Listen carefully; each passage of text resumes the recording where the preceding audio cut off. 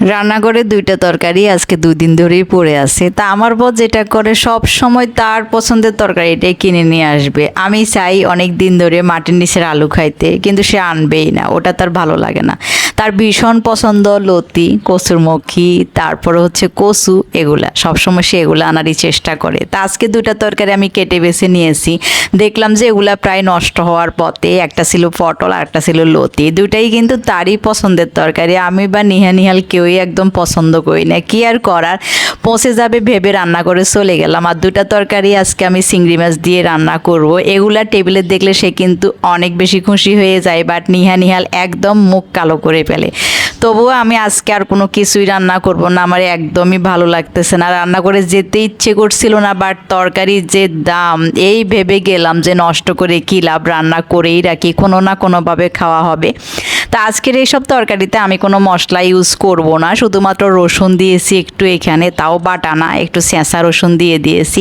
এর নতুন পাতিলটা আমার বর কিনে দিয়েছে সেদিন। অনেক দিন ধরে আমি একটা পুরাতন কড়াইয়ে রান্না করতাম, যদিও পুরান কিছু সবসময় মানুষের অনেক বেশি প্রিয় হয়ে থাকে। ওই কড়াইটা আমার অনেক ভালো লাগতো, বাট ইচ্ছে হয়েছিল যে আর একটা নতুন কড়াই কিনে। আর নতুন কড়াইতে রান্না করতে কিন্তু অনেক ভালো লাগে। রান্নাঘরে যদিও যাইতে একদম ইচ্ছেই করছিল না, কিন্তু যখন মনে পড়ছে যে আমি তো আজকে নতুন কড়াইতে রান্না করব, তখন মনটা ভালো হতে শুরু করলো। ফাইনালি আমার হচ্ছে যে একটা রান্না কমপ্লিট হয়ে গিয়েছে। আমার বাসায় আজকে একটু তেল নেই, কিন্তু আমি কিভাবে চালিয়ে দিচ্ছি দেখেন, একটু সরিষার তেলও অ্যাড করে দিলাম। এভাবেই কিন্তু বুদ্ধি থাকলে রান্নাটা সেরে ফেলা যায়। তো মাসের যেহেতু শেষ, ঘরের জিনিসপত্র কমতে শুরু করেছে। যাই হোক, আমি আর একটা তরকারি বসিয়ে দিয়েছি। আজকে দুইটা তরকারির প্রসেস কিন্তু সেমই, কারণ দুইটা তরকারি হচ্ছে চিংড়ি মাছ দিয়ে রান্না করতেছি। আর এগুলা ছিল একদম দেশি চিংড়ি। আমার ফ্রিজে এরকম অনেকগুলো চিংড়ি আছে যেগুলো আমার আব্বা বাড়ি থেকে নিয়ে আসছে। তা এখন আমি রান্না করব লতি। এটা তার ভীষণ পছন্দের একটা তরকারি, ভাত দিয়ে তো খাবেই, তারপরে যেগুলো থাকে সেগুলো প্লেটে নিয়ে খেয়ে ফেলবে।